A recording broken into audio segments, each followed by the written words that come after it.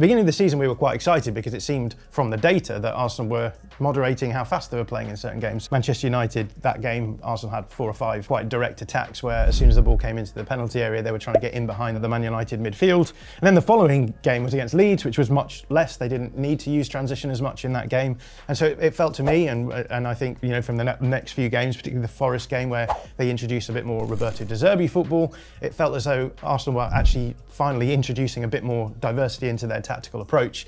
We can see why more recently they may have slowed the game down, because we've got Erdegaard out, Martinelli, direct attacker, injured on the bench for a few games, Noni Madueke, again, another player who's really good at running into that space, Gyökeres injured midway through the Burnley game. So there's an explanation for why this might happen, but I guess it brings us back to what we were saying before, which is, yes, this is an area where Arteta has fixed things, but again, it is dependent on your ability to have depth. It is an interesting question as to how much are they going to be impacted by injuries, because if they are, then maybe they aren't able to do as much of this diverse tactical approach that they might like.